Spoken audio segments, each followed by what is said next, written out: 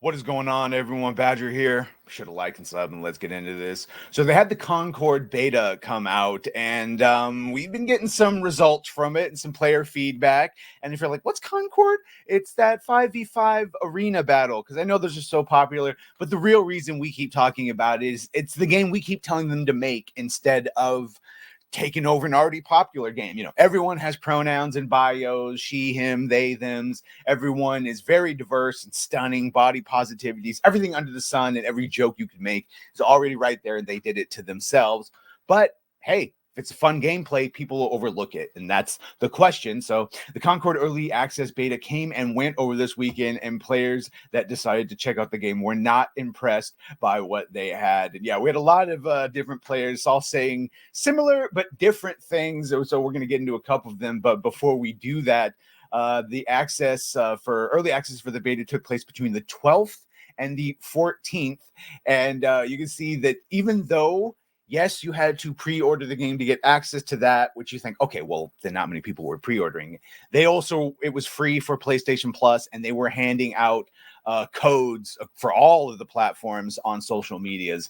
And still, it never got above 1,200 players. And then it significantly declined in the next 24 hours to half of that, to 671, down to the 400s. And for most of the weekend, saw a player base under 700 players. So, I mean, that is not a great number. Ranked number 946 on Steam's most wish list. And so on top of the player base evaporating through the weekend, we had a bunch of players that actually did get a chance to play it. And so here is Dreamcast Guy. He said, it essentially feels like Walmart brand Overwatch. It's a hero shooter that doesn't really have any of that spark of crazy originality. He said, I do appreciate the art style, the coloring, the way the characters look, even the environments and stuff. This is a very Guardians of the Galaxy vibe that I absolutely eat up. The problem is that this cool coat of paint doesn't actually make the game fun, and that's the key thing. And that's what we were saying is like, well, if the game's fun, we'll overlook it. He later said that the balancing is just ridiculously bad. There are characters that feel like they are powered up beyond the necessary amounts. It never actually feels that thrilling. It just feels like another basic match of Overwatch, something we see them compared a lot, something that you can just do mindlessly without any real thrills or enjoyments. I never had like a nail-biting victory or anything like that. And he even commented on the lack of players, noting he had over 5-minute wait times. The Angry Joe, I mean, my God, Angry Joe likes a lot of things that people don't. And so I think even he gets upset when he agrees with us. But here, Angry Joe seems unimpressed by the game. How is the game? How is this the game? It's mid. It's not worth 40.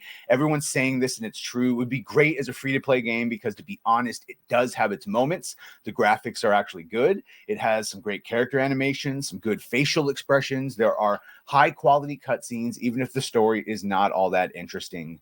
The maps are not memorable. Pretty much every single other hero shooter has better maps. Overwatch, Marvel Rivals, these maps aren't very good, so that's a problem. And then finally, I didn't feel much of a sense of progression.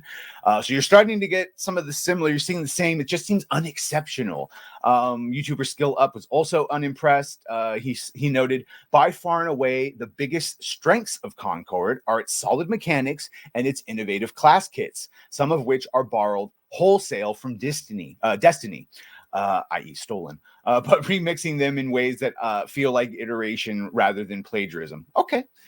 In these aspects, Concord really distinguishes itself and does make a compelling case for why you might want to play this over Overwatch or Fortnite or Apex or Valorant or whatever. See, the landscape is not short of options. But games like these are not measured by one of or two of their elements alone, but rather by looking at the whole package: visuals, level design, game mode structure, progression, and monetization. In almost all of these areas, Concord does very little to distinguish itself, except for the fact that it's daring to charge $40 for a game that many consumers would be hard-pressed to play for free, or that would expect to play for free. And he finished by saying Concord's levels are functional to the point of being rather lifeless. The game modes are highly derivative and do not seem to properly leverage the strength of the sandbox that Firewalk have built.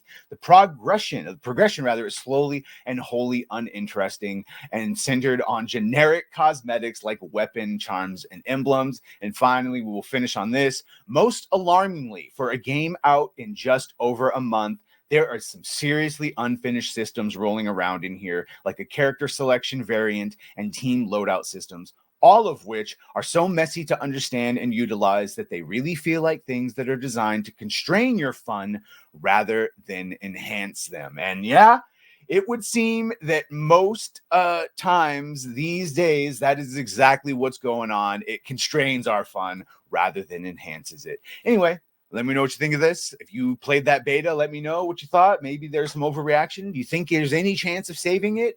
Or when you go into making a game with, instead of just good gameplay and pronouns and all that other fun stuff they put in, does that just make it impossible to do something correct? Either way, let me know. Be sure to like, share, and sub. If you have done that, thank you. If you're going to do that, thank you. Well,